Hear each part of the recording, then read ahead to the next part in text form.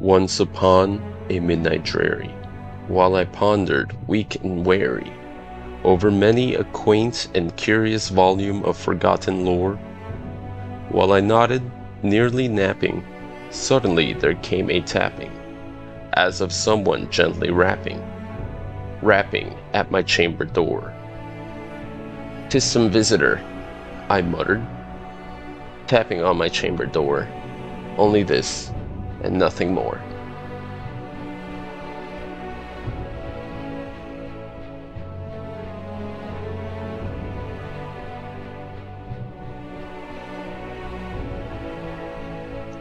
Distinctly I remember it was in the bleak December, and each separate dying ember wrought its ghost upon the floor.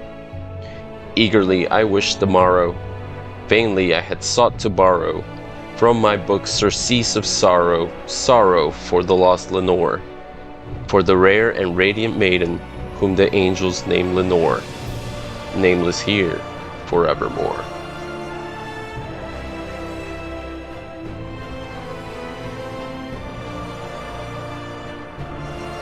And the silken, sad, uncertain rustling of each purple curtain thrilled me, filled me with fantastic terrors never felt before, so that now, to still the beating of my heart, I stood repeating, "'Tis some visitor entreating entrance at my chamber door.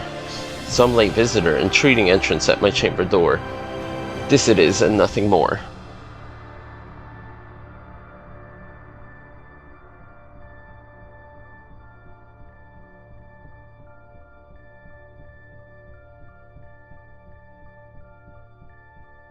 Presently my soul grew stronger, hesitating then no longer.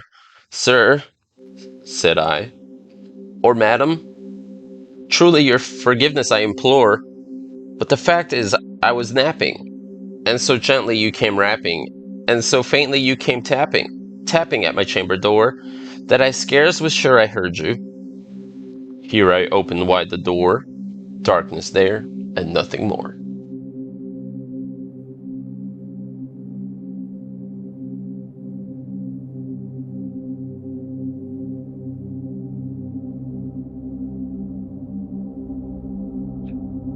Deep into that darkness peering, long I stood there wondering, fearing, doubting, dreaming dreams no mortal ever dared to dream before. But the silence was unbroken, and the stillness gave no token, and the only word there spoken was the whispered word, "Lenore." This I whispered, and an echo murmured back the word, "Lenore." Merely this, and nothing more.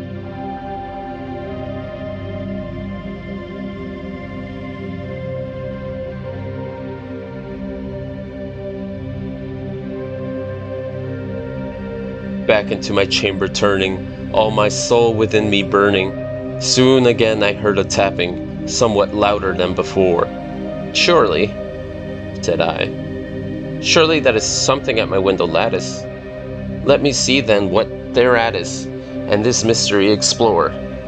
Let my heart be still a moment, and this mystery explore. 'Tis the wind, and nothing more."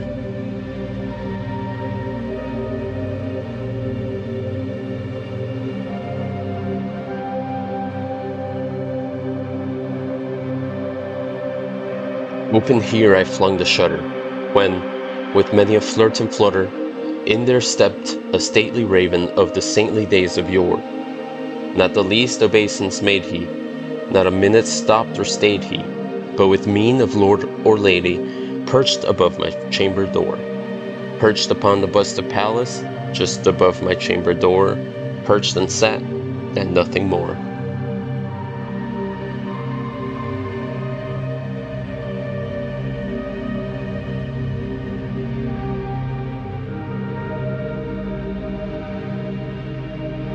Then this ebony bird beguiling my sad fancy into smiling, by the grave and stern decorum of the countenance it wore. "Though thy crest be shorn and shaven, thou," I said, "art sure no craven, ghastly grim and ancient raven wandering from the nightly shore. Tell me what thy lordly name is on the night's Plutonian shore." Quoth the raven, "Nevermore."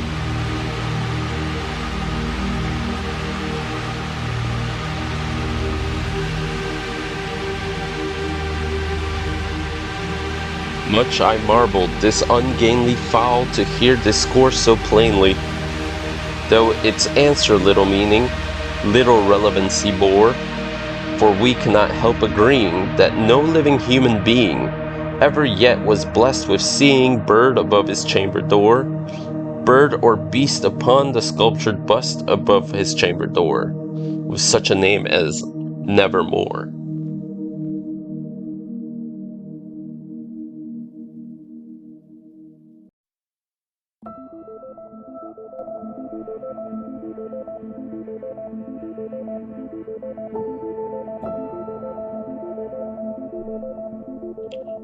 But the raven, sitting lonely on the placid bust, spoke only that one word, as if his soul in that one word he did outpour.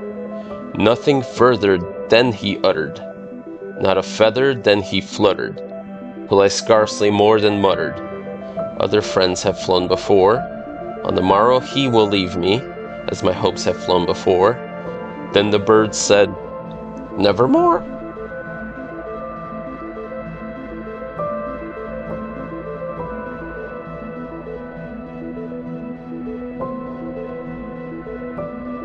Startled at the stillness broken by a reply so aptly spoken.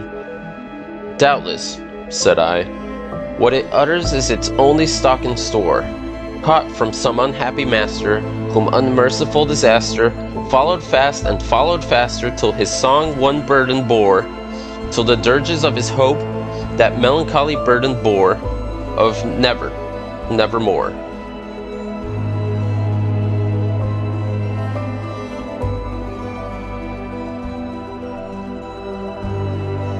But the raven, still beguiling all my fancy into smiling, straight I wheeled a cushioned seat in front of bird and bust and door. Then upon the velvet sinking, I betook myself to linking fancy unto fancy, thinking what this ominous bird of yore, what this grim, ungainly, ghastly, gaunt, and ominous bird of yore meant in croaking, nevermore.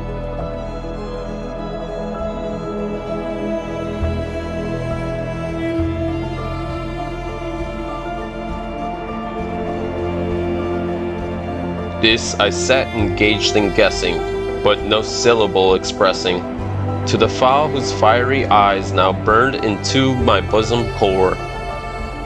This and more I sat divining, with my head at ease reclining, on the cushion's velvet lining that the lamplight gloated o'er, but whose velvet violet lining with the lamplight gloating o'er, she shall press, nevermore.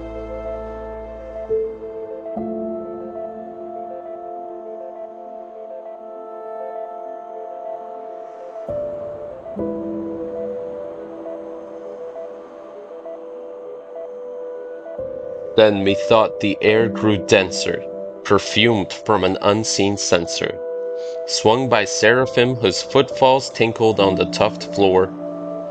Wretch, I cried, thy God hath lent thee, by these angels he hath sent thee, respite and nepenthe from thy memories of Lenore. Quaff, oh quaff this kind nepenthe, and forget this lost Lenore, quoth the raven. Nevermore.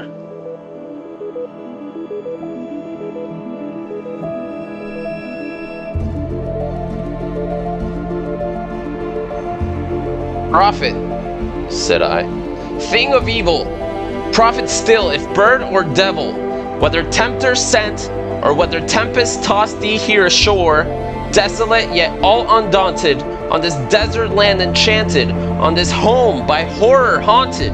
Tell me truly, I implore, is there balm in Gilead? Tell me, I implore, quoth the raven, nevermore.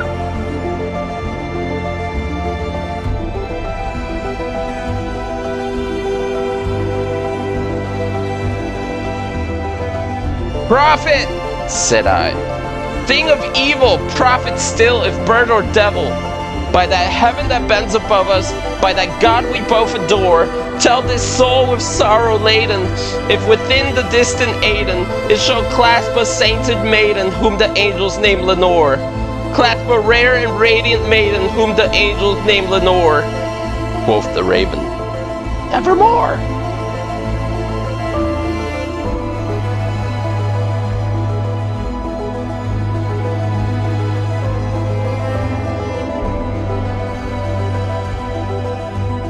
"Be that word our sign in parting, bird or fiend," I shrieked, upstarting. "Get thee back into the tempest and the night's Plutonian shore. Leave no black plume as a token of that lie thy soul hath spoken. Leave my loneliness unbroken, quit the bust above my door. Take thy beak from out my heart, and take thy form from off my door." Quoth the raven, "Nevermore."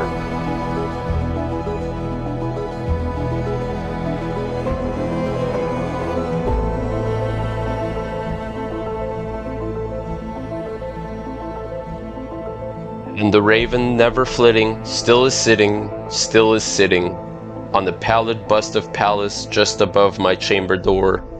And his eyes have all the seeming of a demon that's in dreaming. And the lamplight o'er him, streaming, throws his shadow on the floor. And my soul from out the shadow that lies floating on the floor shall be lifted nevermore.